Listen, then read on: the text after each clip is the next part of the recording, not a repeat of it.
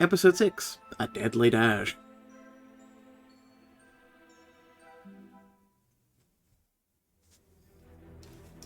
A Headless Horseman is not the sort of enemy you argue with. We sprint from Orion's court as fast as our feet can carry us.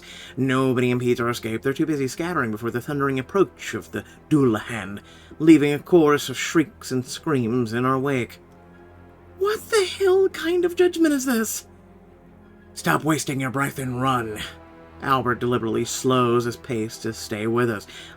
I stumble, foot catching on an uneven stone, and nearly crash to the ground. Bloody heels. Kicking off my shoes mid-sprint only loses me 2 seconds. It's enough for the pounding hoof beats to grow horrifically closer.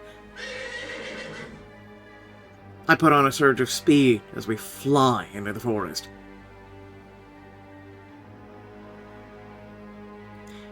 Enclosed by the trees, I dared hope that we might lose our foe. The ground is uneven, and surely enough, a supernatural horse must fear injury. I don't know. But why don't I know? What was all my experience for? You two, still with me? Don't stop moving. Shut up and run. Look after Nettie. Worry about yourself. Cover me.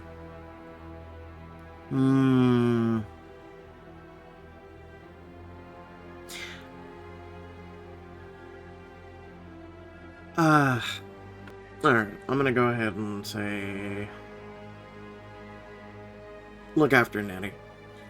I can look after myself.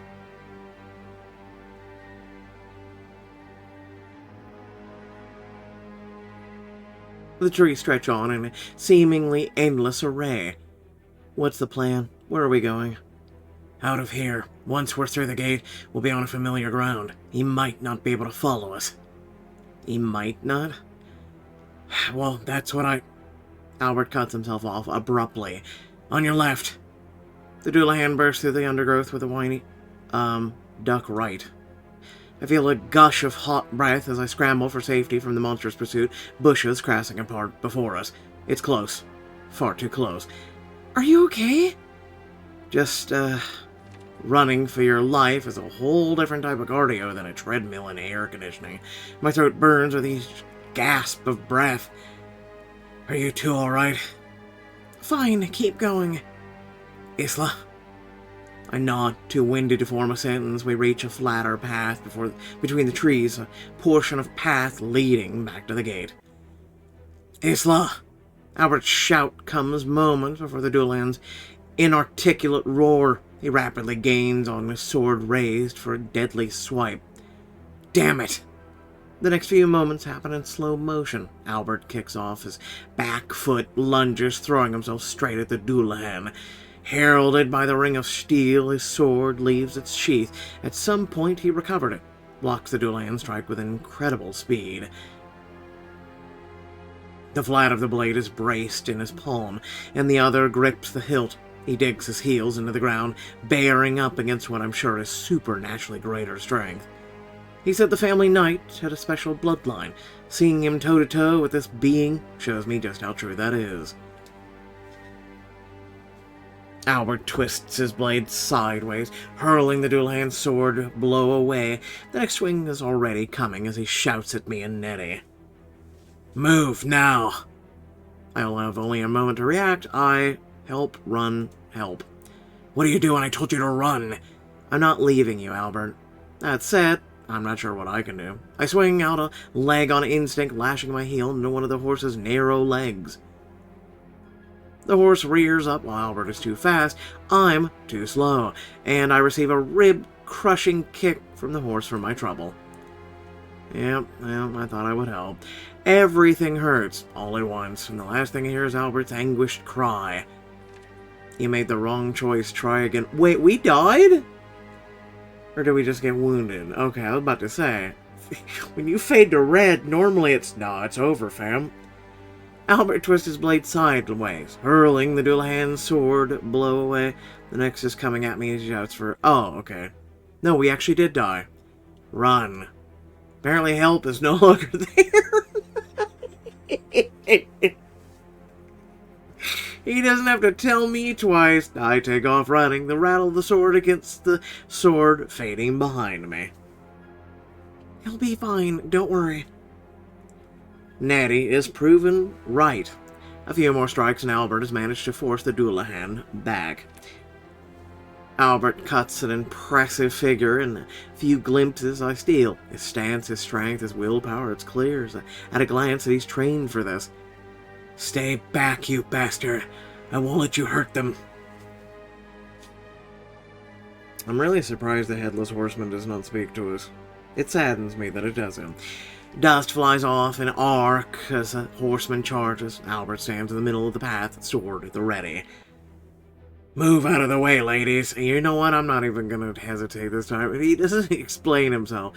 There's no time. Nettie and I move behind the protection of the tree trunks and watch.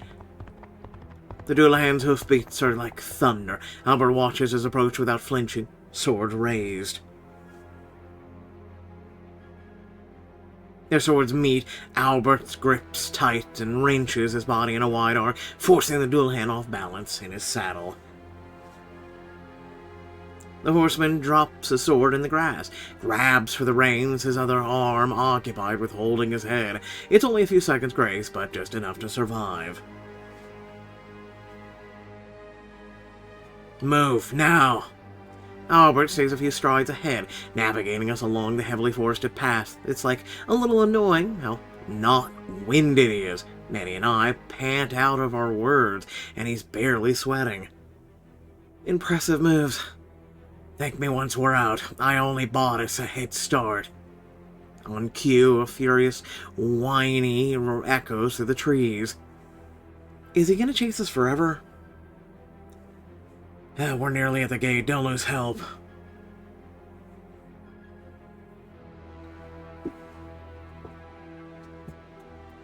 Our feet splash through the stream, soaking my skirts as we reach the gate. Albert, can multiple people go through the gate at once? Yes. Great, then I have an idea. The Dullahan is a headless horse, right? He's got a hold onto his head, or he can't see where he's going? Maybe. The first part is right, at least. It is right. She props one elbow in an imitation of carrying something under her arm. Holding his head under his left arm means he can only see from the left, leaving a huge blind spot on his right. Isla and I will stay on the bridge when he comes at us. Albert, you jump out of the blind spot and hit him with a surprise attack. Maybe he can follow us through the gate, or pass supernatural vision, which none of my research supports, but he'll be badly hurt. That gives us an advantage. Nettie. The pounding of hooves grows closer, heralded by another furious neigh. No time to argue. Get into position. Your researcher advises it. She grabs my hand and drags me the short distance to the bridge. We knock 3 times on the side of the bridge and turn counterclockwise while Albert gets into position. You seem so calm about this. Really? 'Cause I'm terrified. Albert is barely visible, crouched in the undergrowth. We give him the nod. Stay calm. We need to wait for the last possible second before we step back, okay? Then we move. I grab Nettie's hand as we stare at the edge of the clearing. Then, with a crash of branches, he arrives. Albert, now! Albert bursts out of the bushes with a mighty swipe. The sword bites deeply into the horse's flank. The horse screams and staggers. Albert presses his advantage, slicing deep across the side.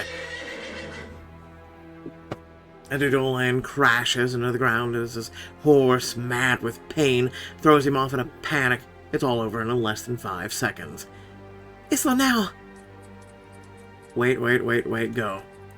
We step back in unison. As my vision floods with light, I glimpse Albert dashing for the portal, and the Dullahan clambering to his feet, utterly enraged. I would assume we win. Assuming. I totter and nearly fall. Albert flies out seconds later, landing hard on his hands and knees. It only wins him a moment before he drags us off the bridge and into a bracket of bushes. After a minute passes and nothing happens, Albert allows himself a sigh of relief. It looks like he can't come through to the mundane realm. Or he doesn't want to, or doesn't know how. Either way, we're safer now. I look down at my dirty outfit with an unaccountable disappointment while Albert confirms that we're uninjured. Compared to our gowns, it's so normal. Well, that and his outfit's no longer fully black, so that was just stuff that's only available in the magic realm, I just noticed. That was too close. I won't let either of you walk into that kind of danger again, no matter what's at stake. I thought we settled this, Albert. You narrowly escaped. We nearly died. Now I'm reconsidering things. I'm going to have to notify Mayor Meta as soon as possible once we're back. Why? She doesn't even believe the supernatural realm exists. It's my duty, Nettie. She grumbles, a response too quiet for me to hear, in desperate need of hot showers and comfortable beds. We drop the subject for now and head back home.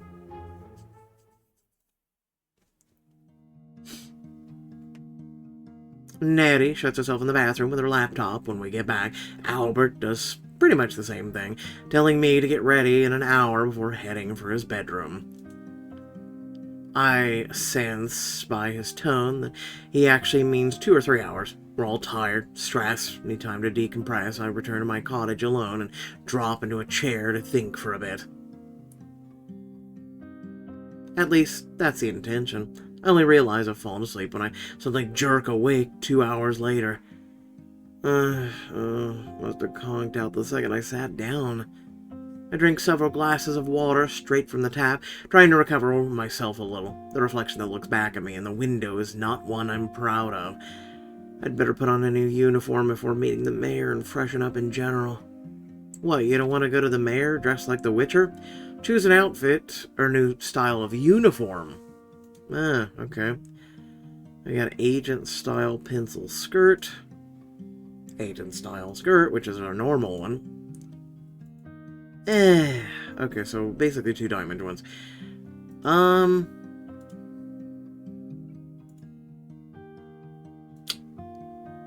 mean, it's either pants, sleeveless, or sleeved with a skirt, which pretty much is kind of like a pants too. You know what? I'm gonna go with the skirt.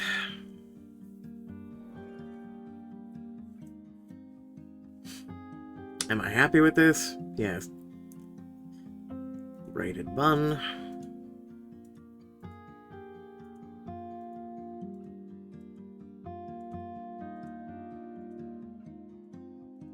I guess I'll go with the ponytail.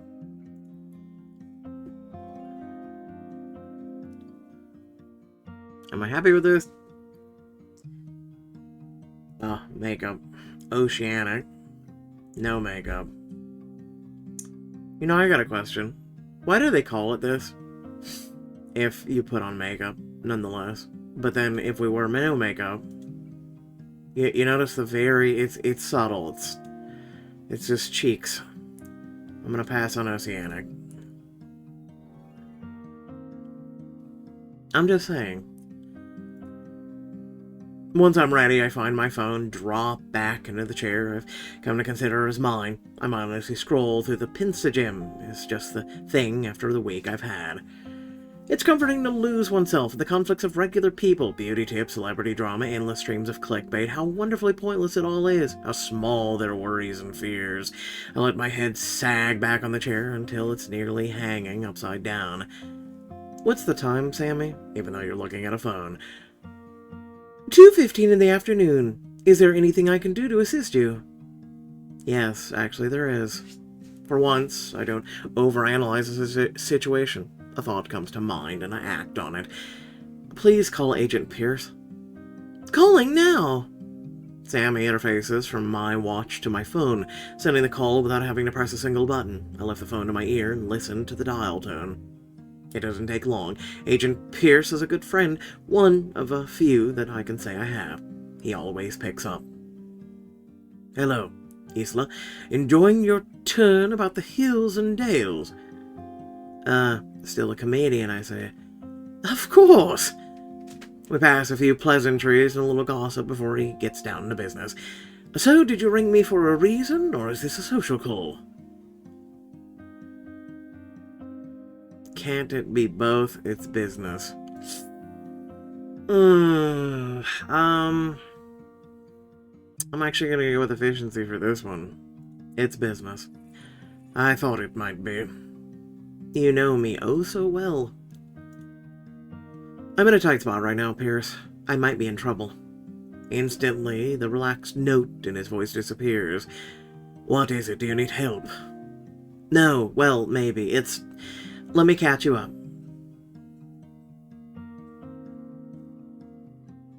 I quickly summarize the main points of what has occurred, at the end of which Pierce blows out a long, gusty breath. Whew, bloody hell. You've had a busy week. And a busier one ahead, if things keep going the way they are.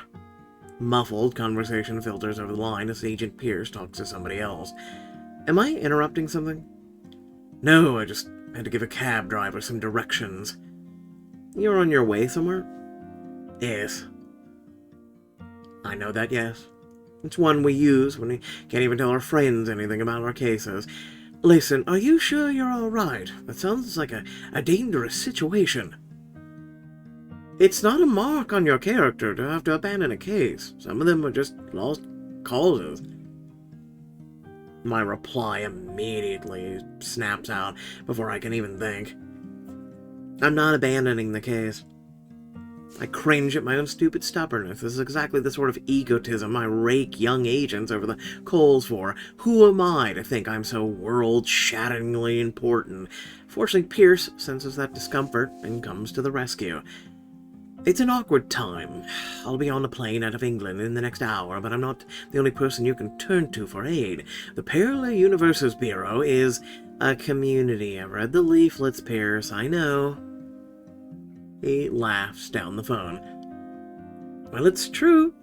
Nobody else is going to look out for us agents except for each other. You want me to call in a tip so the request for assistance doesn't come from you? I can do that. With how serious this case looks, I don't think the higher-ups would begrudge you a pair of helping hands. It wasn't supposed to be serious.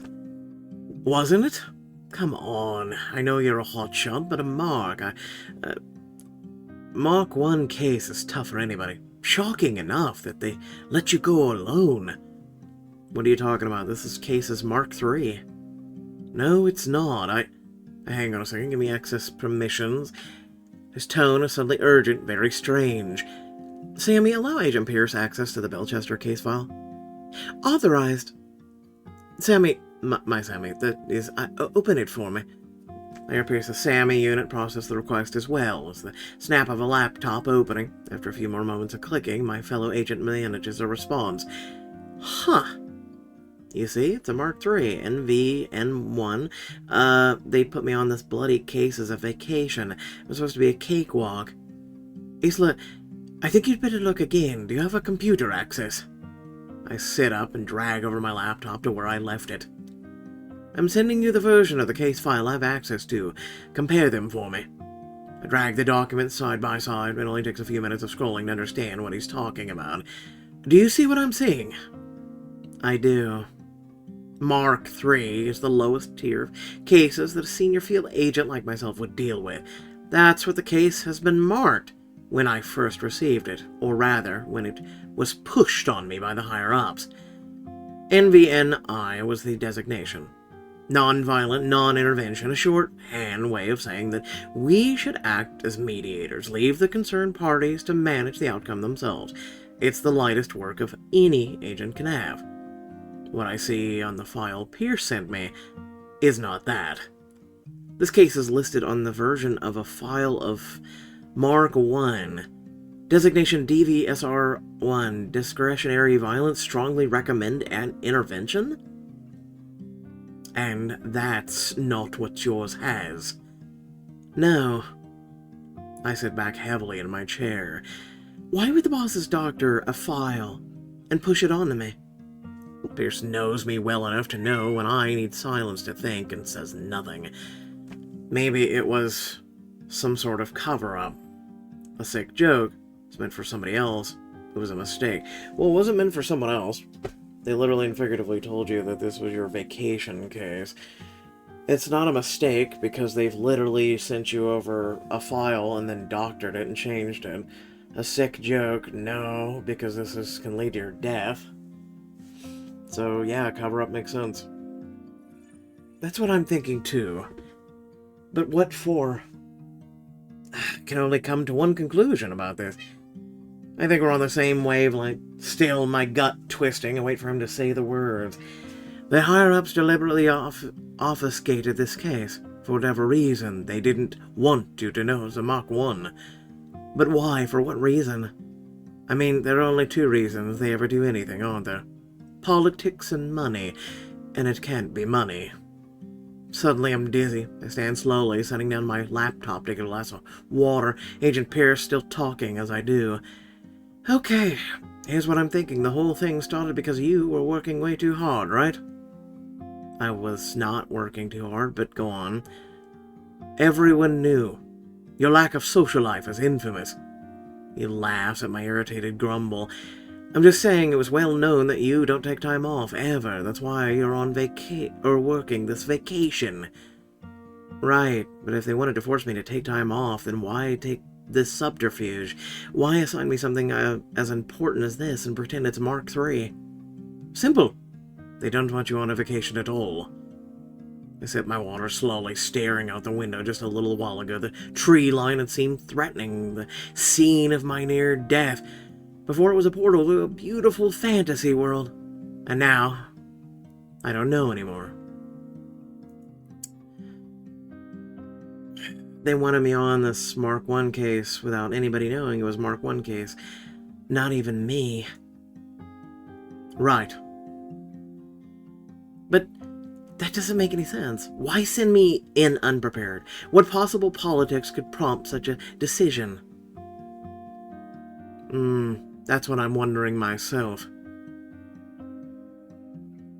I hear a burst of Punjabi on Pierce's side of the call. Shit, sorry, mate. I didn't realize we were already here. The frantic scuffle of bags being zipped up, Pierce climbing out of the car. Not a comfortable backdrop to my whirling thoughts. I stand at the sink in utter confusion until his phone is back at my ear. Or his ear. I'm sorry, but I've got to run for this flight. I can call and assist for you once I've landed, but... No, don't bother. Frustration and despair give way, as they often do, to a cleansing wave of anger. I grip my phone so tightly that I feel the hard edges dig into my hand. They're about to see just how stubborn this workaholic can be. That's the Isla I know.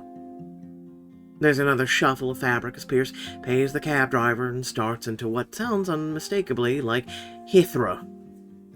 Don't do anything reckless. I'd very much rather if you didn't die. So would I. It's part of the job. A risk we accept every time we take on a new case. Even so, hearing it from him is sort of a relief. Thanks for the chat, Pierce. Have fun in wherever you're going. You as well. Best of luck. The call ends, I turn to lean back against the thing, draining the rest of my glass of water. Do you wish for me to send a distress call, or shall I send a request to Agent Pierce? Neither. I'm handling this myself. Suicidal? Yes. Reckless, certainly. This kind of ill-advised bravado, I'd never. Continence? Yes. All things.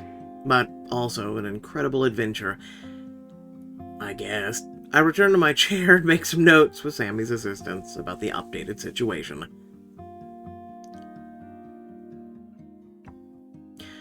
I've filed 4 pages when a knock comes at the door. Yes. Albert pokes his head through the door and smiles. Sorry for the wait, ready to go? Readier than I've ever been. Are you?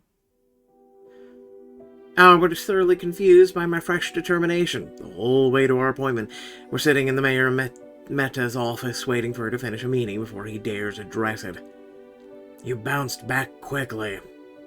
I had a much-needed change of perspective. Don't stress yourself too much. We got out alive. It was a near thing, wasn't it? Too near. I'm not letting that happen again. His commitment to our safety is certainly very knightly. It makes me smile in a way I try to suppress as the door opens. Ever hear of making an appointment more than a few hours in advance, Knight? Ever hear of private meetings? Not when Asme's dealing with the suspicious types like you. His pitiless gaze tells me I'm included in that description.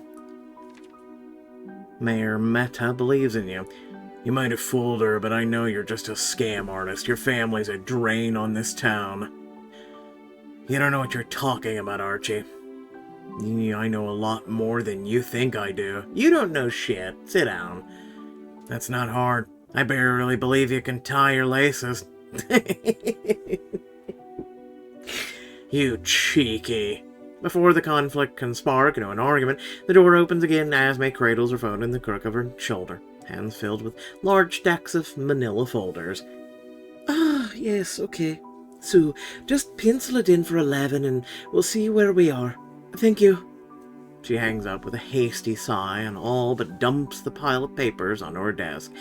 It never ends. Everything okay, Esme? Hello, Albert. She fixes herself up quickly, pasting back on her warm smile. I'm afraid I don't have much time for you today, so we can't waste time on pleasantries or unpleasantries. Haha, you're an unpleasant person. Thank you for taking the time to see us, Mayor Meta. We really appreciate it. Yeah, we really do. I wish we brought better news. As you always do.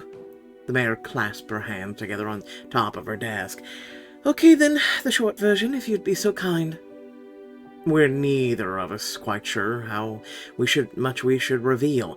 He said the mayor knows as much as she needs to know. I don't even know how much that is. We really should have talked about this more before going into the meeting. It's poor form indeed. My mind is far more scattered than it should be after the events of the day. Oh well, nothing for it but to do it. Before we start, I should say... Albert doesn't want to lie to you. Albert's only trying to help. He's doing a funny job of it. Why the hell are you still here, my dude? Why?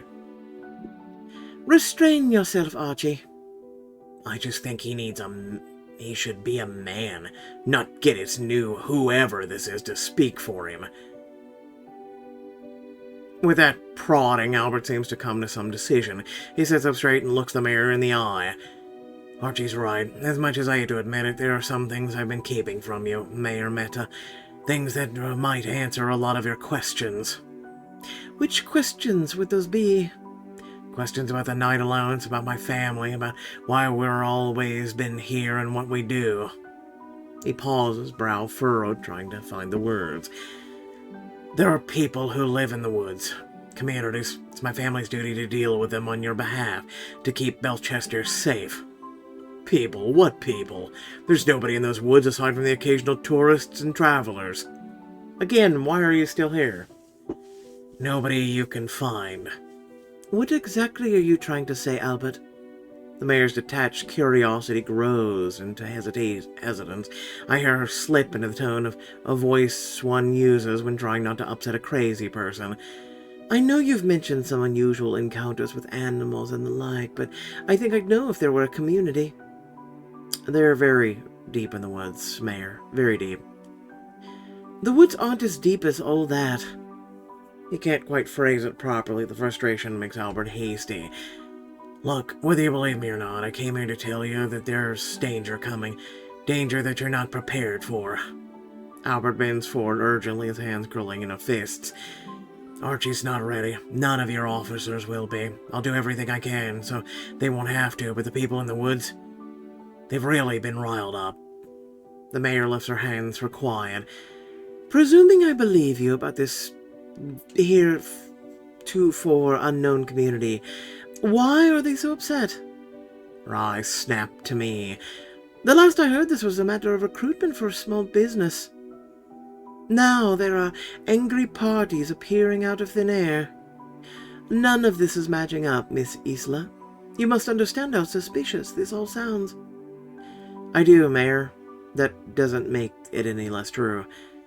It's real, Esme. I swear. We angered their leader, and he's out for blood. Whose blood? Which leader? It's a tricky question to ask and a trickier one to answer. Our silence does us no favors. Answer the question, Albert. Our blood.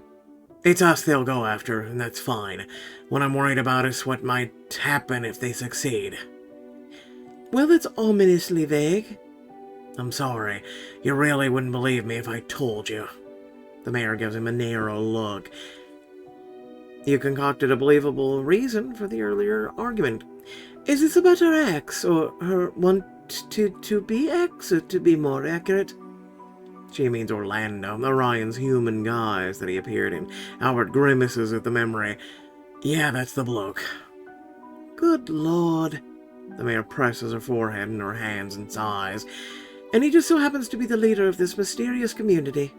The mayor shakes her head slowly. Her eyes, when they lift, are heavy with sadness. It brings me no joy to do this, Albert. I'd like to think we are friends. We are friends, Esme. Are we? Rueful. She allows herself that moment of irony. Perhaps if things were different, we could, but never mind. I tense in my chair. She's about to turn us down and expose all of Bestchester to total vulnerability against Dullahan, against Orion, against anything we might have unleashed. I can't let that happen. Before she speaks again, I unleash a last-ditch effort using the only stratagem at hand, her feelings for Albert. We don't have enough. Mayor Meta, there's something important you should know about Albert. I'd like to click on it. Oh, wait, no, we did. 9 out of 12. Sorry, I'm a dum-dum. How long have you known him, for starters?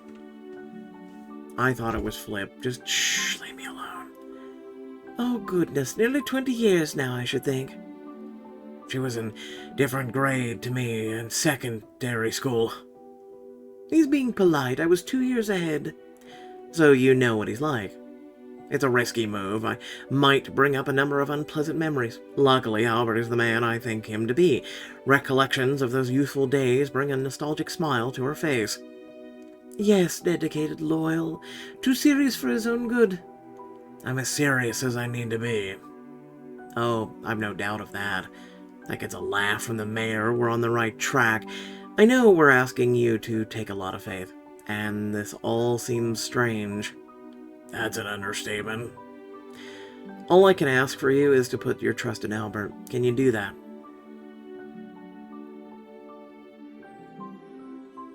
Yes, I think I can. You won the mayor Meta's trust. For now. Dun dun dun. Archie, increase patrols around the town. Keep an eye on the borders, particularly around Albert. The forest. Keep an eye on the river and the fields to the west. If they'll come from anywhere, they'll come from there. You'll be able to see them coming from quite some ways away. Gods, it's like I'm Churchill all of a sudden. You're really just believing him, Esme? I am, Archie. Like it or not, Albert's been a resident of Belchester just as long as we have. I believe he has the best interests in our town at heart. This is all a bit strange, and I still don't fully understand. However, if this is what he needs from us, you will give him what he needs. Though his personal feelings are clear, it's obvious that Archie is the sort of policeman who places a great stock in following orders and respecting his superiors, and he grumbles only a little before nodding assent. Okay, I'll pass the message on. Do. Now seems to be a poor time to go into details about the supernatural world right in on the doorstep. We'll take what we can get. Thank you for taking the time to meet with us, Mayor Meta. Not at all. Her eyes already back on her computer, checking what is no doubt a packed schedule. Let's try to make a habit of these last-minute calls. I've got a lot on my plate. Don't we all?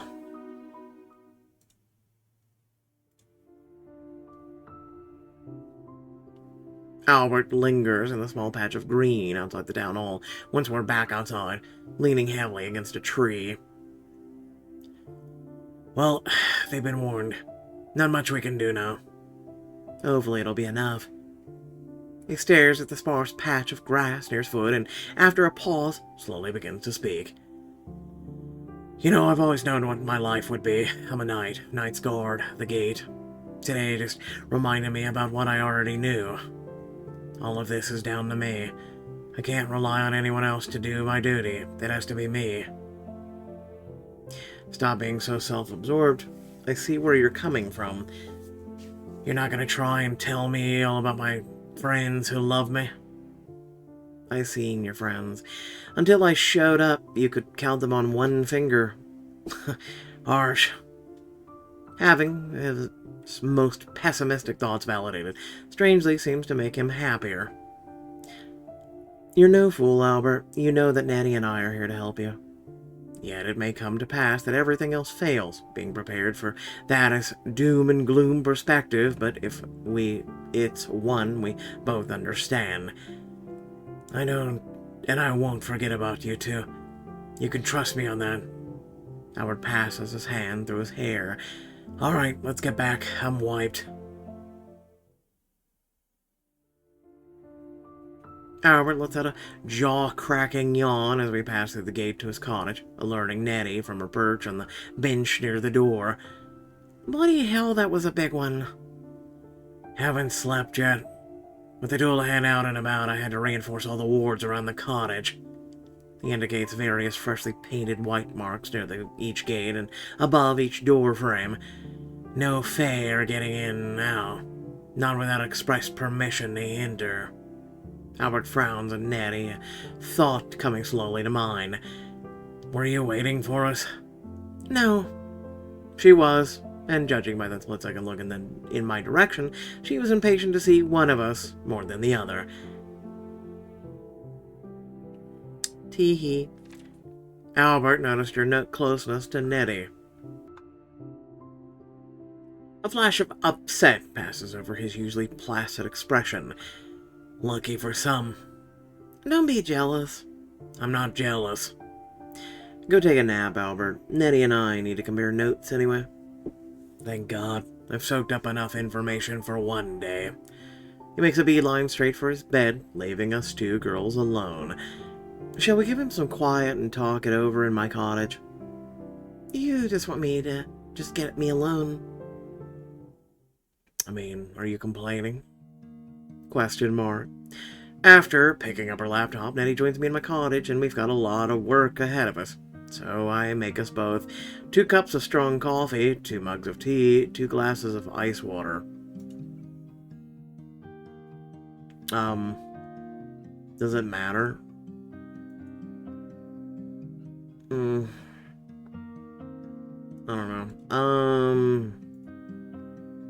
Why not a middle ground? Well, I know, I'm about to commit a thing. Once, lovely cup of tea, what the hell does that even mean? Once we're settled and Nettie's notes are arranged, we get down to business. At least, that's what I thought would happen. Nettie seems to have other ideas. Don't look at me like that. We're supposed to be researching. I can multitask. Nettie sets aside her laptop and advances on me. That's not multitasking! And I accept her advances. Her sheer intensity is honestly impressive. When she presses me into the chair, Nettie's excited stare and my eager smile communicate that we're in exactly the positions we want to be. We're finally going to stop dancing around this?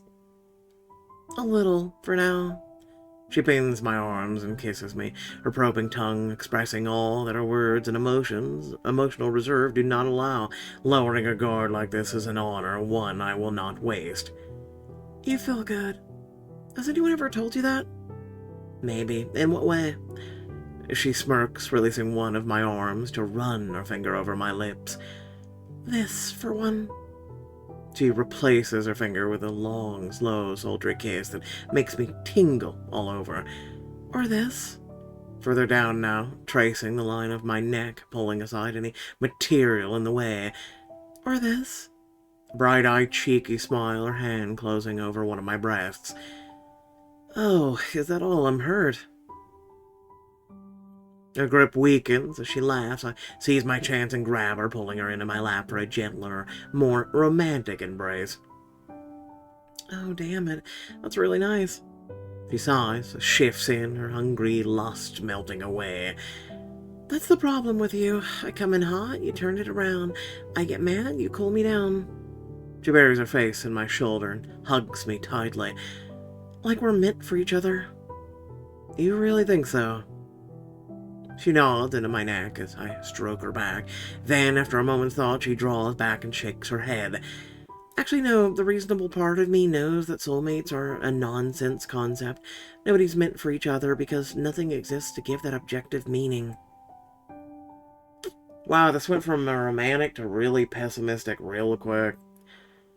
There she is. I was wondering where our logical researcher had gone. Yep. She rolls her eyes, kisses me, silencing that smart-mouthed remark. The unreasonable part of me really wants it to be true. Which part do you want to listen to? If you don't know the answer to that, you don't know me at all. One more kiss and she climbs off me. I sense that it's going to be like this a lot of time, with a surging, powerful feeling bursting out at random from behind that cool mask. Not that I mind. It's exciting to be with someone who abides only by their own code, and flattering to be the object of such powerful affection. If she hadn't moved away of her own volition, I don't think we would have gotten any work done at all. Right, so first things first, we need to understand exactly who this new player is.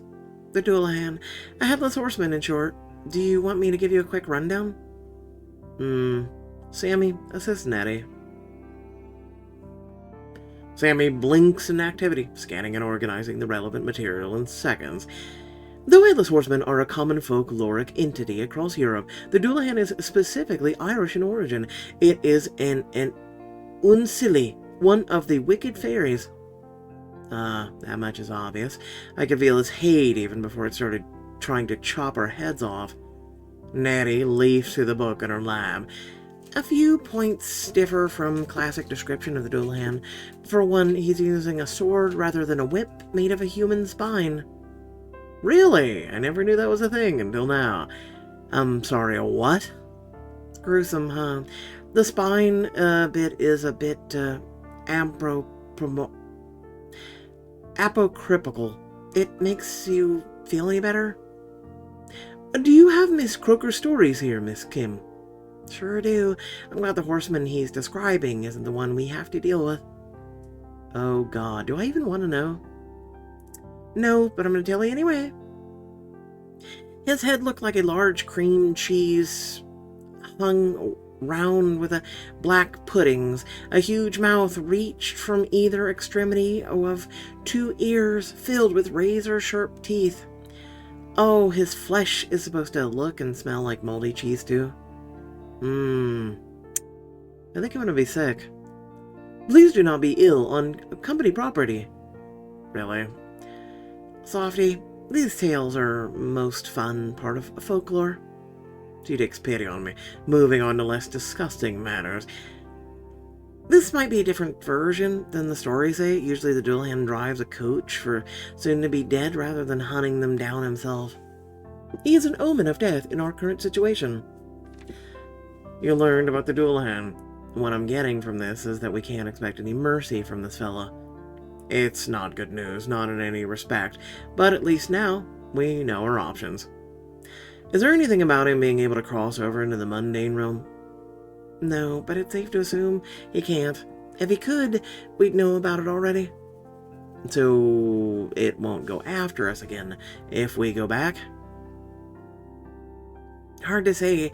You're the one Orion is most interested in. The gas, the fancy clothes, and now this Dullahan? Makes sense that you're the most likely target out of all of us. And all for the theft of something we never even took. I take a sip of my drink and scan the notes we've assembled.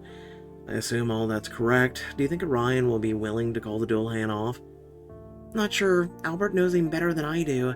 He's pretty biased against fairies, Orion especially. What happened between them?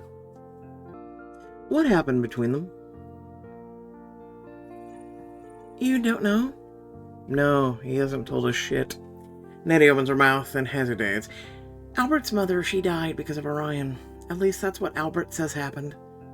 He does? Nettie shifts position, drawing her legs under her on the chair. Not many members of the Knight family get to retire. Most die. Albert's mother died younger than most.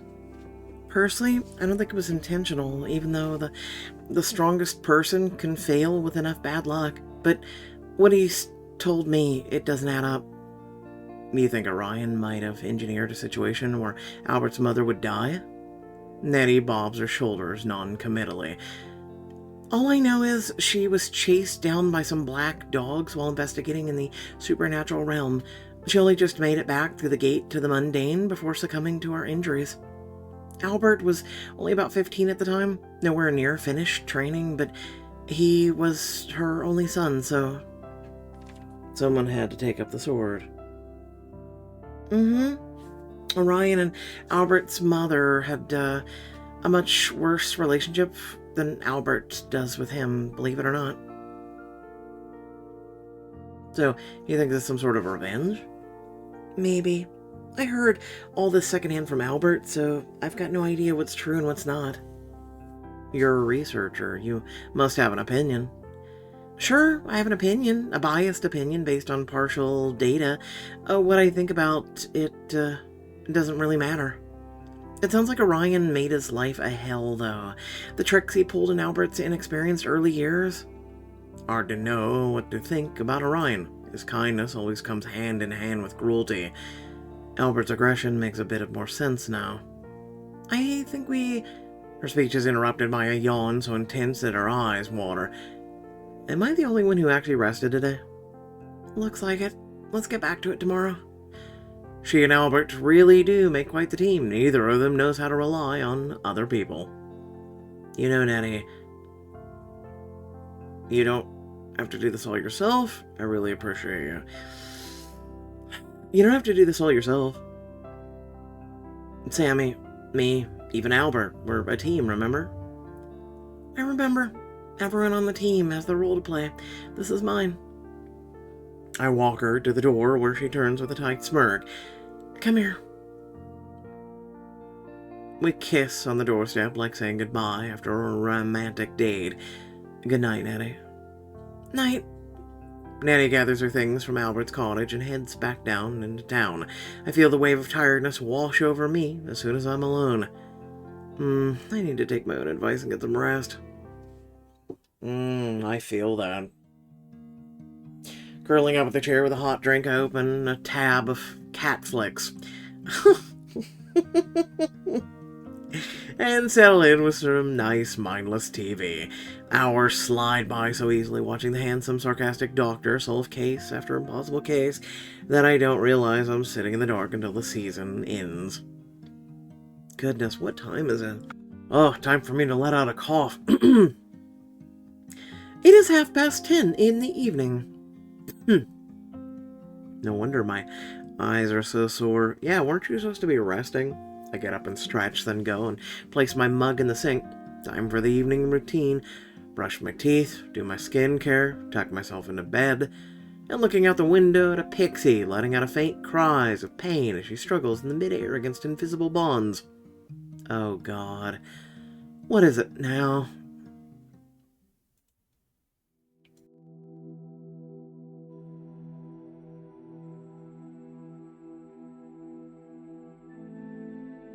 It's no surprise who triggered Albert's strength and wards.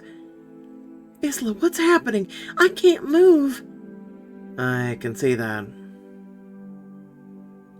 Are you in pain? Why are you here?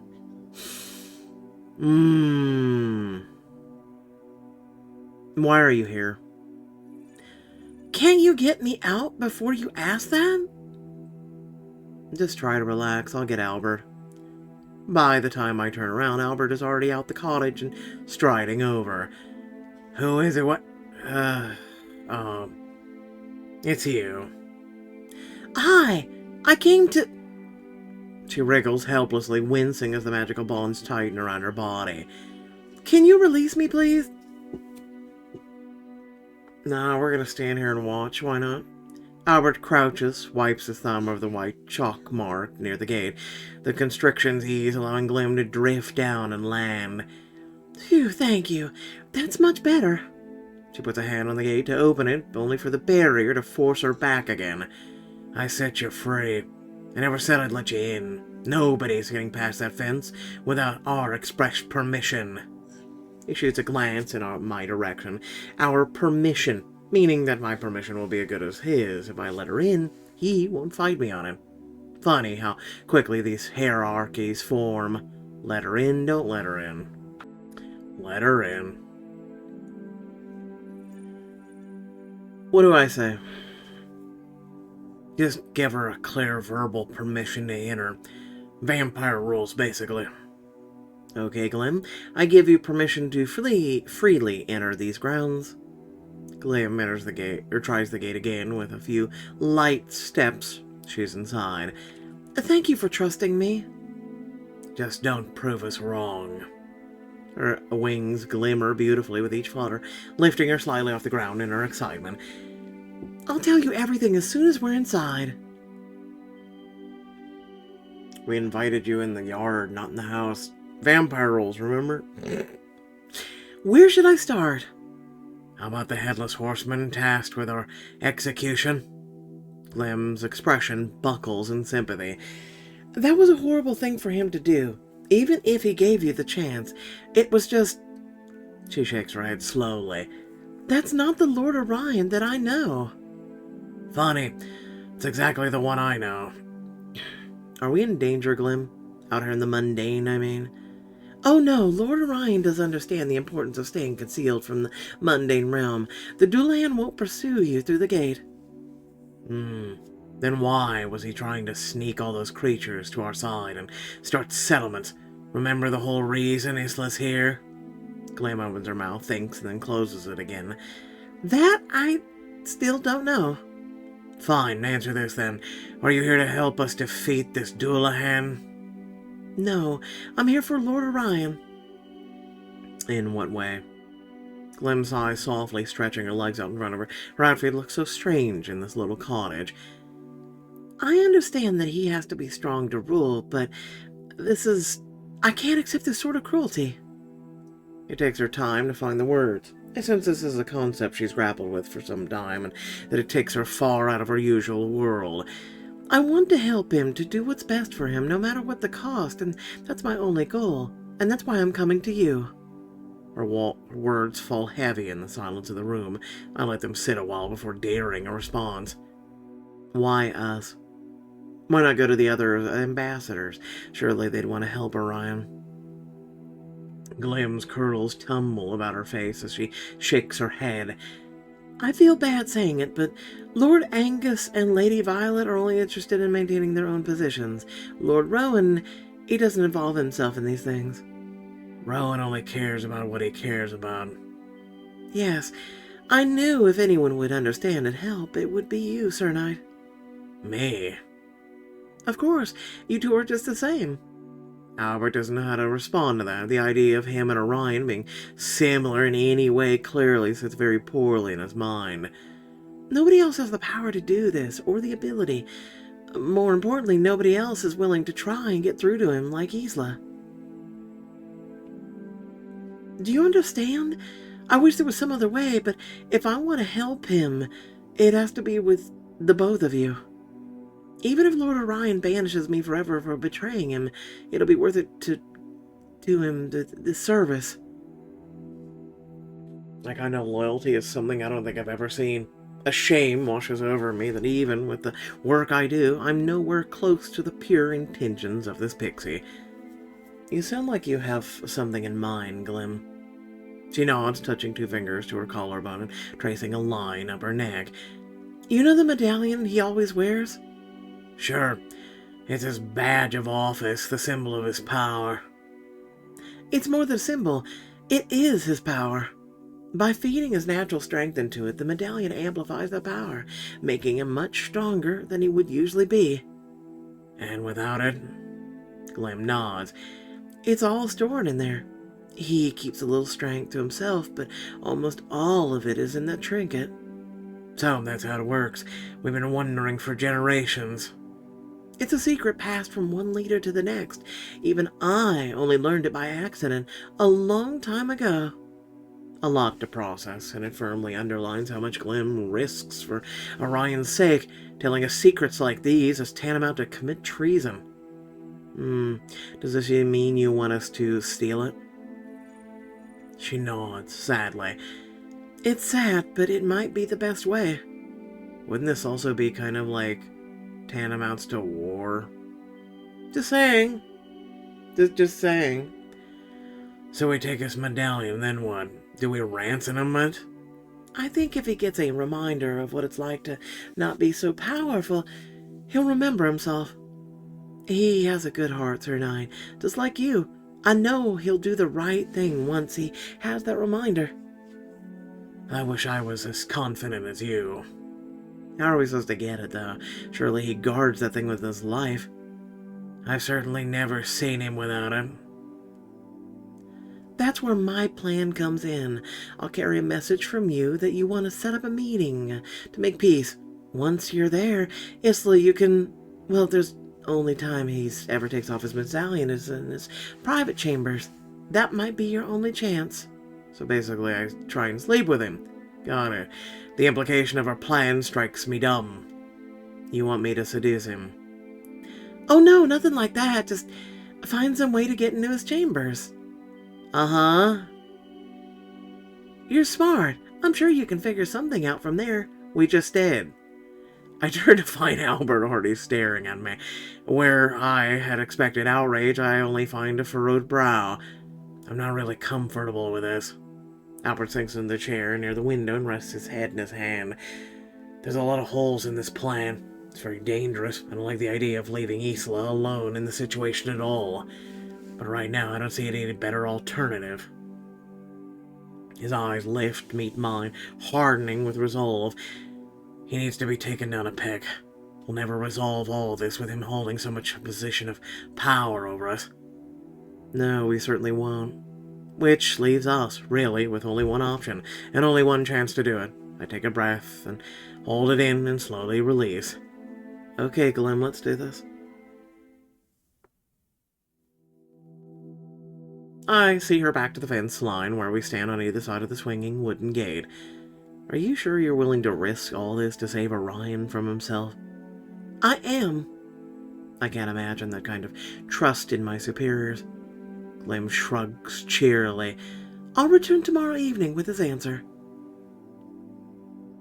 I silently watch her fly through the night and back into the forest. At this hour, this far from town, there's almost no risk she'll be seen. The plan is dangerous. The ways it could go wrong in dozens before we even begin to consider Dullahan cleaving my head from my shoulders. But for now, as things stand, Senior Field Agent Isla Lee of the London branch of the Parallel Universes Bureau. That's who you are. This is the life you chose. One unanswered question, then another after that. Work on them one by one. And eventually you will find the truth.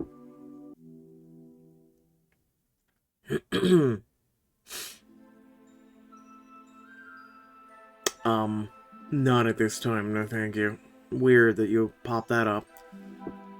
I'll give you a 4 on this one.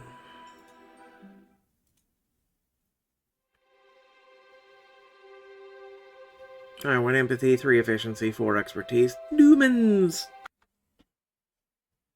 Oh my god, we're caught up. It's a miracle. It's a miracle, everyone.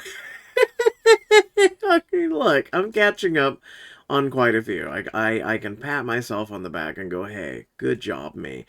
So without further ado, the Diamond Rush is almost over. Do keep in mind this Friday there is an update, so I'm assuming that all the work I just did is going to be undone, and I'm going to have to I have to do it all over again, do all, all these things, catch up, and, oh, yeah. Anyway, so without further ado, if you did enjoy the content that I do, please remember to like, share, and subscribe. Please leave a comment down below letting me know your thoughts if you did enjoy and whatnot. Otherwise, how about this? I'll toss you a question. What are you looking forward to with the update this Friday? Are you looking forward to the new Colossus book? Are you looking forward to one of the stories that I've been covering? Are you looking forward to this particular story? What? Let me know. Otherwise, thanks for watching. Catch you all later. Peace out.